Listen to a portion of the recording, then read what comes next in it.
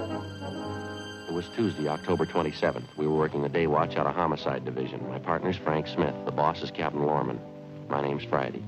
An unidentified woman had been found murdered in a hotel room. The cause of death was strangulation. There was no lead to the identity of the killer. We had to find him. Well, this is all of it. You find anything we can get a lead out of? Nothing too good, no. I don't think you could identify her from what we've got here. Morgue post the body yet? Yeah, this morning. How about fingerprints, Ray? They find any in the hotel room? Checked with Bergman, no foreign prints. No, dead end there. What about the woman's purse? Did it show anything? No chance. You can see this fabric here, file. Won't take a print. Contents of the purse, usual stuff. Mm-hmm.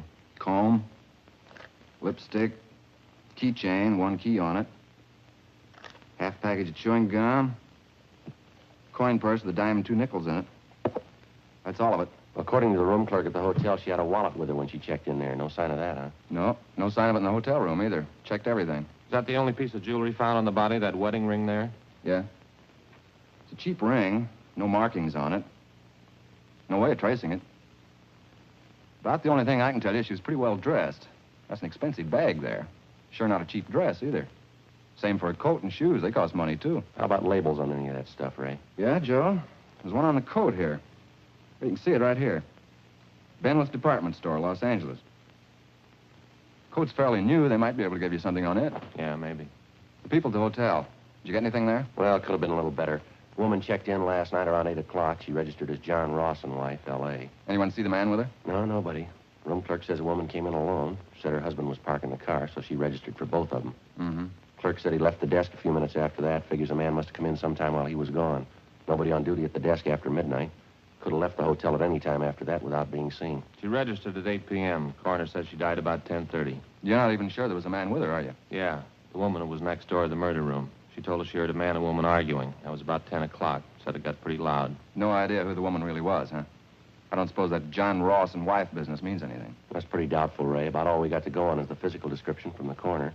She was a small woman, 5'1", 91 1/4 pounds, brown hair, blue eyes, about 31 or 32 years old.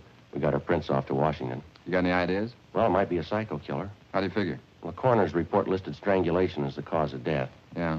Whoever did it made sure. Her neck was broken.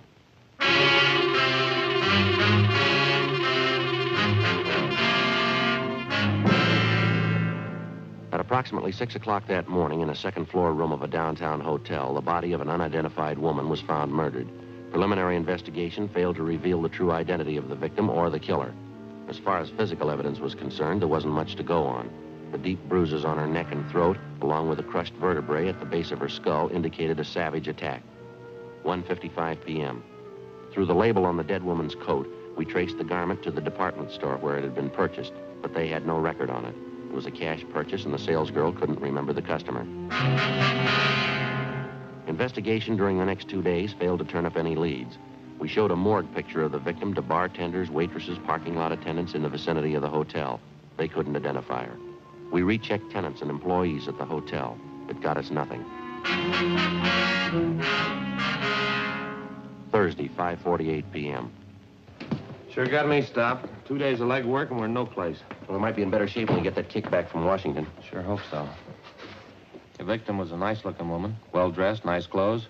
How come she'd stay in a cheap hotel in a neighborhood like that? Doesn't jive for my money. Well, it's hard to say. Excuse me. Yes, sir. Can we help you? Well, I don't know. I guess that just depends. I'm waiting to see a couple of detectives here. Well, who'd you want to see? A couple of detectives. Who are they? Well, this is pretty confidential, you know. I have to talk to them myself. They told me to see Friday and Smith. Frank Friday and Joe Smith. Detectives, they're handling the case. Well, yes, sir. I'm Joe Friday. This is my partner, Frank Smith. What can we do for you? Well, Fred, they say that you're working on that murder case, that woman who was found in the hotel? Yes, sir. That's right. Mm-hmm. Could I see your badges? Yes, sir. Here. That looks authentic. There's my ID card. May I? Yeah. Nice likeness. Typo. Good blood. Now, I've been reading about that murder in the papers. You're going to thank me for this. I got all you want to know about that murder. You mind telling us your name, sir? I don't mind. L.P. Morgan. I was a good friend of hers, you know. Used to work with her. You mean the dead woman? Same one. Never forget a face. Maud McLeod. I saw that picture in the paper, and I said to myself, there's old Maud. You pretty sure of that, are you, Mr. Morgan? Sure, I'm sure. Maud McLeod. We used to work together in the circus. Maud was a bareback girl, you know. Best in the country. Real trooper. Well, now, what makes you so sure it's the same woman, Mr. Morgan? When was the last time you saw this friend of yours, this Maud McLeod? Well, I used to see her all the time. Worked the old cells floater together. I got a picture of her. Do you mind if we take a look at it? Well, that's why I came down here. I want to help out. She's got to be identified. See, I got it here somewhere. I know. Oh, sure. Carson City.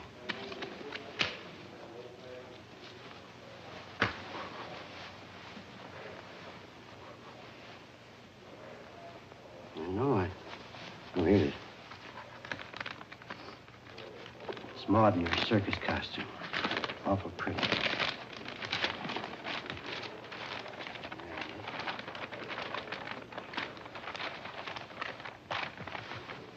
Take a look at that.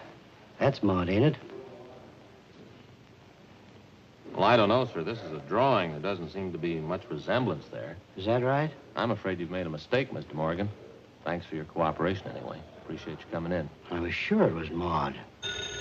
I'll get it. Homicide Friday. Oh, yeah, Ed. Uh-huh. Is that right? What'd it say? Uh-huh. Okay, fine. Yeah, we'll pick it up. Thank you. Anything? Communications. They just got the kickback from Washington on the dead woman's fingerprints. Any luck? Yeah, they got her identified. Worked in an aircraft plant during the war. Her name's Doris Frazier. I can't help but think you fellas are missing the bet. I know that dead woman. Oh, no, sir. She's already been identified, Mr. Morgan. We know who she is. Her name's Doris Frazier. That's so. Yes, sir, that's right. Well, what do you know about that? Old Maud. She went and changed her name.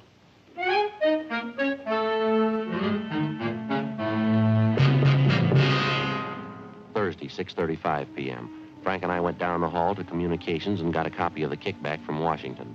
The murder victim was identified as Doris Allen Frazier.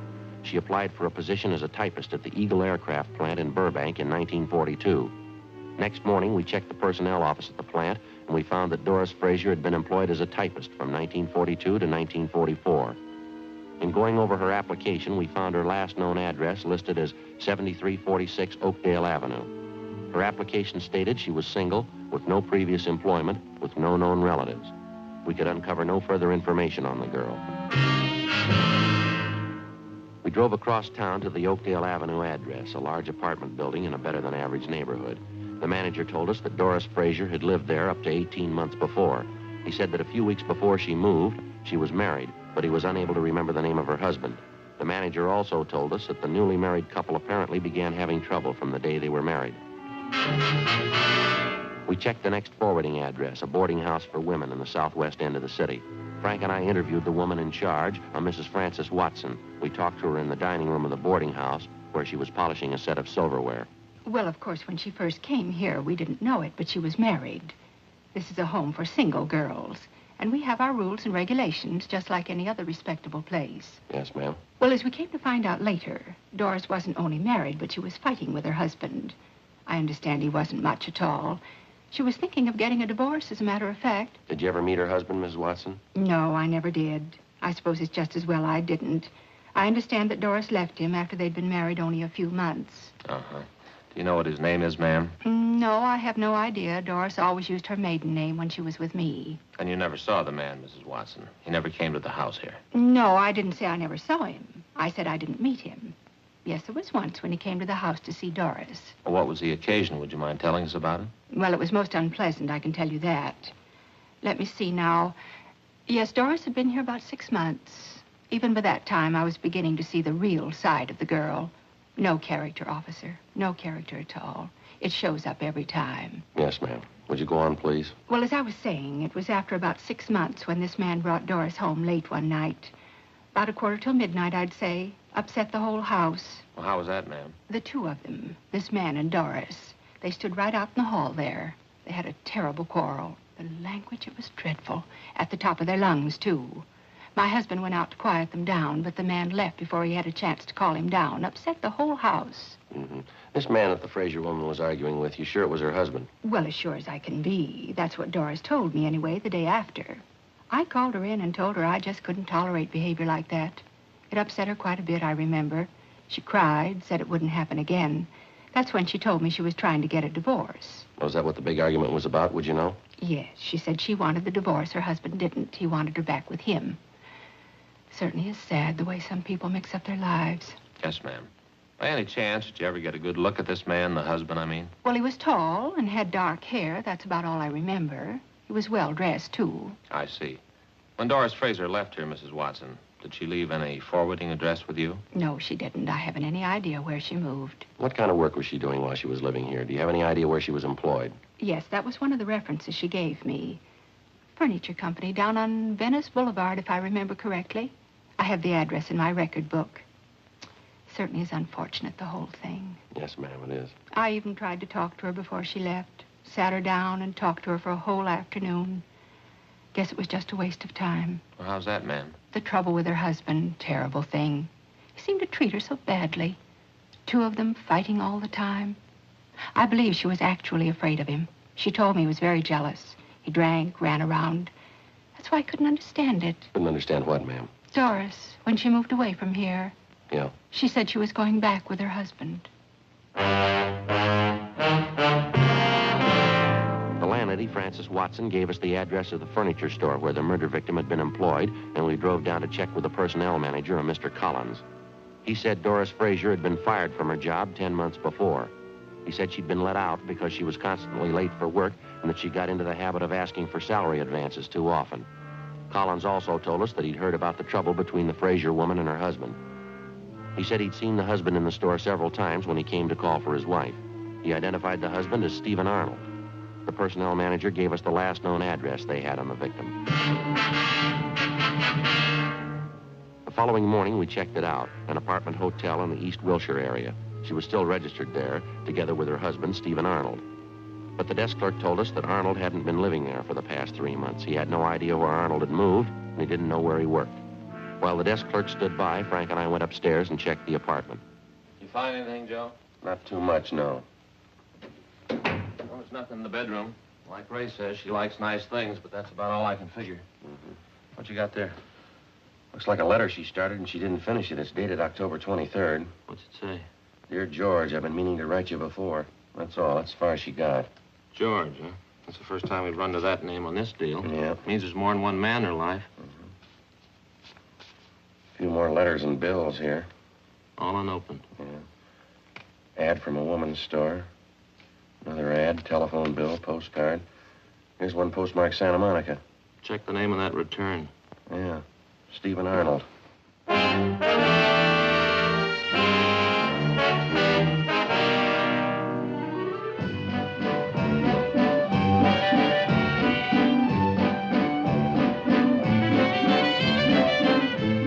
12:35 p.m. We called the office and checked Stephen Arnold through R&I. He had no criminal record. The return address, which he'd listed on the envelope of the letter to his wife, was 10826 Pacific Front Boulevard. We located it on the beach just below Santa Monica. It was a small dart concession owned and operated by the dead woman's husband. No, I haven't seen Doris for a couple of months anyway. Why? Understand you had an apartment with your wife in the East Wilshire neighborhood. That right, Mr. Arnold? Yeah, that's right. You mind telling us why you left? No, I don't mind. I wanted to move closer to my work, that's all. That place was way too far out. How is it your wife didn't move out with you, sir? She wanted to stay close to town. She doesn't care much for the beach. Bad for her sinus. Did you have an argument with your wife, Arnold? Some kind of a disagreement? Is that one of the reasons you moved? Yeah, you might call it that. We're getting a divorce. Is that so? Yeah. It was the best thing all the way around. It's been nothing but fighting and scrapping all last year anyway. We decided to call it quits. Say, would you excuse me a minute? I got some cold drinks in this cooler here. Would either of you like a cool drink? No, thanks. Are you getting the divorce from your wife, Arnold? Yeah, that's right. I'm divorcing her. Why'd you want to know? You remember that last time you saw your wife, the exact date, I mean? No, I don't think I remember that. Been at least 3 months, I'll say that much. You spend most of your time down here at the beach, Mr. Arnold? Yeah, that's right. I get in town a couple of times a month. Sure you wouldn't like a cold drink? No, thank you. I'll have one myself, if you don't mind. This water sure keeps it nice and cool. Yes, sir. How about last Tuesday night? Were you in town that night? No. Last time was 2 or 3 weeks ago, anyway. Went in to see a show. I was working here last Tuesday night. Work here every night except Monday. That's the only night I'm closed up. Mm-hmm. Is there anyone who can vouch for that? I don't think I get this. Why do you want to know? Well, is there anybody who can vouch for you? Sure. Half a dozen people, anyway. The fellow who runs the place next door. The guys in the rest of the stalls up and down the way here. They can all vouch for me. I worked here till 1 a.m., same as usual. Just a minute. Hey, Vic. Vic. Yeah, Steve? Come on over here a moment, will you? These fellas are detectives, Vic. I guess it's something about a jam my wife got herself into. They want to know where I was last Tuesday night. Yeah? They want somebody to vouch for me. Sure. Did you see Arnold last Tuesday night? I was working next door. Steve was here all night. Saturday, October 31st, 2 p.m. Frank and I checked with a dozen different concession operators in the neighborhood of Stephen Arnold's place.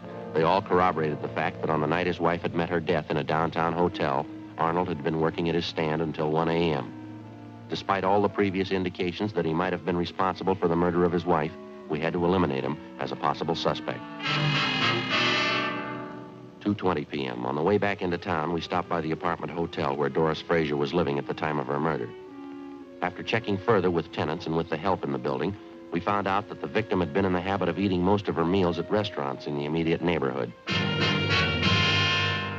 After some 2 hours and 6 restaurants later, we found a small coffee shop 4 blocks from the apartment building where one of the waitresses identified Doris Frazier's picture. Yeah, that's her, officer. Terrible picture, though. She looks so much older. About how often would you say Miss Frazier came in here, ma'am? Oh, 3 or 4 times a week, I'd say. The bus stop is right out there on the corner. She'd usually have breakfast and then grab the bus and go to work. Some nights coming home from work, she'd stop here for dinner. Nice girl. Quiet. Did you get to know her at all, miss? I mean, do you happen to know any of her friends in the neighborhood? No, as I say, she was a quiet person, not very talkative. Usually read while she was eating. A magazine or a book. Did she ever come in here with anyone else, would you know? Oh, yes, quite a few times. She seemed to have the boyfriends. Of course, she was attractive. Small, you know, but real cute looking. Mm-hmm. Do you happen to know any of these men? No, I'm sorry, I don't. Any one of them in particular that she came in with very often? Let's see. I think there was one. It was dark, well-dressed, kind of tall, good-looking. They usually came in together for breakfast. How long ago was this, miss? Would you recall? Oh, I'd say up till a couple of weeks ago. I usually waited on them in the morning. That's how I happen to remember. I see. Did you ever happen to hear this man's name? Let me see. George. I think that was it, yeah. Would you happen to know if he lives in the neighborhood? No, I'm sorry, I don't. Has this man been in here during the past week, do you know? Yes, he has. He came in for breakfast. What day was that? This morning. Before we left the coffee shop, we questioned the cashier who came up with the information that the man known as George usually left his car parked at the service station across the street. We left our card and asked the cashier to call us in case the suspect returned. At the service station, they also remembered the man known as George, but they told us that he hadn't been in for the past 2 weeks. They'd done some work on his car for him in the past, so they had a record of his license number. We called our DMV and found that the car was registered to a Carl Lucy in East Hollywood. 4:30 p.m. We drove out and interviewed Lucy at his home, but he came nowhere near the description of the suspect. He told us that he had purchased the car 6 weeks before from a man known as George Crane. He described Crane as tall, dark, and well-dressed. From the bill of sale, we got Crane's address, a motel on East Manchester. The manager there told us that George Crane had moved a week before. He said that Crane had left no forwarding address, but he did remember where he worked. He gave us the name of the aircraft company in the San Fernando Valley. We called their personnel office, but they were closed for the day.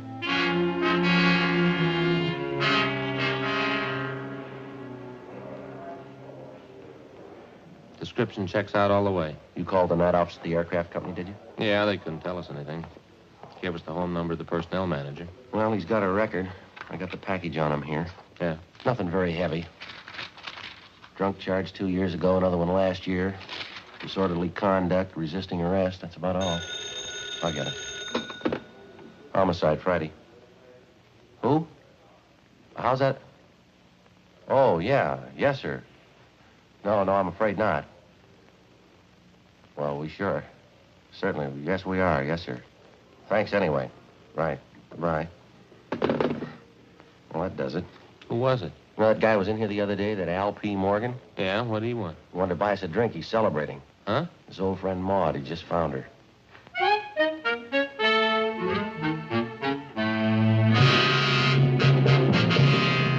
Sunday, November 1st, 8 a.m. We got in touch with the manager of the personnel department of the aircraft company at his home. He said that he'd checked the files for us. 8:42 a.m. He called back to tell us that George Crane was employed as a maintenance man in the electrical department, that he'd been working for the company for the past 5 years, and that he had a good employment record. He told us he was on the day shift, and that he was scheduled to report for work in the generator room at 8 o'clock that morning.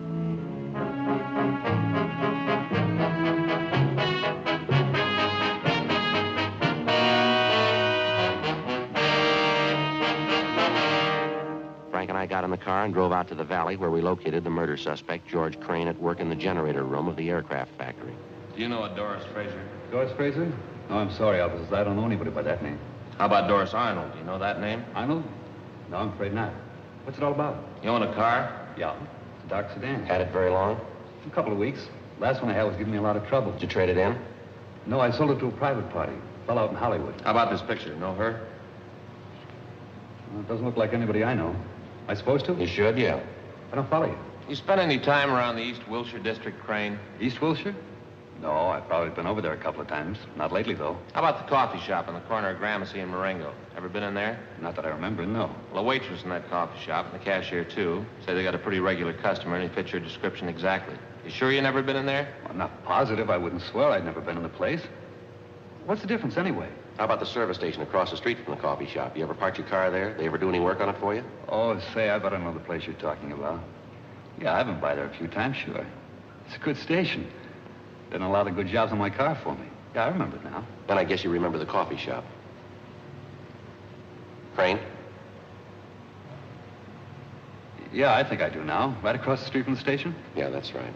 Well, what do you want to know about it? When's the last time you were in there, Crane? Well, to tell the truth, I couldn't be sure. We talked to a waitress in there yesterday. Said you were in that morning for breakfast. Do you remember that? She's way off her track on that one, I can tell you that. I wasn't near the place yesterday morning. The cashier remembers you, too. She says you were in.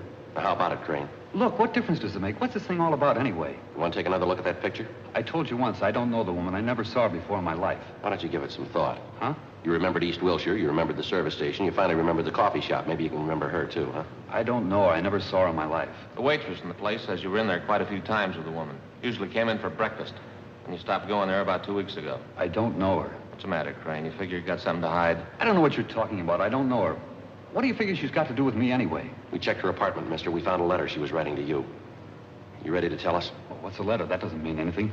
Can't prove anything by a letter. What are you thinking anyway? We think you're lying, Crane. We think you got a reason for it. Now, what do you say? Doesn't prove anything. Maybe I knew her. It doesn't mean anything at all. We think it does. Yeah? We think you killed her. The way it looks to you? That's the way it looks. I don't think you can prove it. We're going to try. Now, how about it? Will it go any easier for me if I admit it? That's not up to us.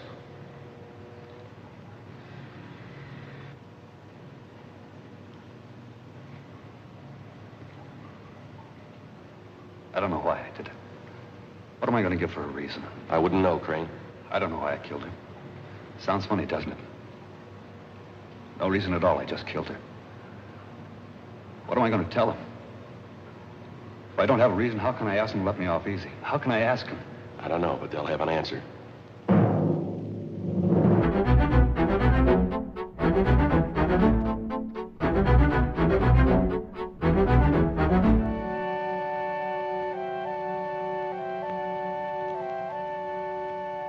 February 8th, trial was held in Department 89, Superior Court of the State of California, in and for the County of Los Angeles. In a moment, the results of that trial.